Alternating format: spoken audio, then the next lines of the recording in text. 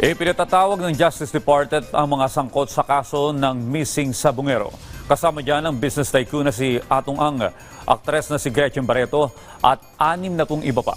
Ito'y para sa nakatakdang pagsisimula ng preliminary investigation sa kaso. Si Gab Villegas sa report. Ipinasubpina na ng Department of Justice ang mga respondent sa kaso ng missing sa Bungero. Ayon sa DOJ, ang subpina ay para sa pagsisimula ng preliminary investigation. Umabot na sa higit 6 na po ang respondents kasama ang business tycoon si Atong ang aktres na si Gretchen Barreto at iba pang mga pulis. Ma-deliver na po at ma-serve yung lahat ng subpoena.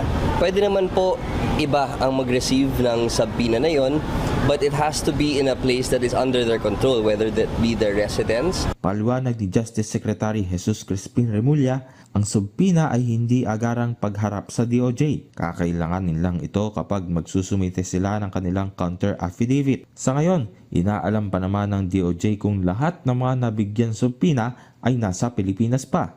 That is usually the process in preliminary investigation, na magharap-harap sila in front of the panel of prosecutors assigned to the case. Wala pang tugon ang ilan sa mga respondents na nabigyan ng subpoena. Pero una lang itinanggi ang pagkakasangkot sa kaso ni Naang at Barreto. Sabi naman ng DOJ, maaasahan ng publiko na ibabase pa rin sa ebidensya ang investigasyon. You can expect an evidence-based investigation and an evidence-based decision from the panel of prosecutors.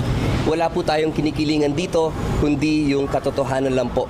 Samantala, may mga bagong bungo at buto ng tao na nakuha ang Philippine Coast Guard sa Taal Lake. Posible ang mga nakuha ay kabilang sa 2 o higit pang individual na dadaan muna sa DNA testing. There have been significant findings again in the search and retrieval operations.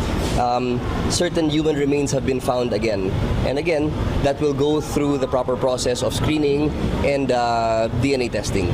Sa ngayon, wala pang nakukuhang report ang DOJ sa pagkakakilanlan ng mga nakuhang buto sa Taal Lake noong mga nagdaang buwan. Gab Villegas para sa Pambansang TV sa Bagong Pilipinas.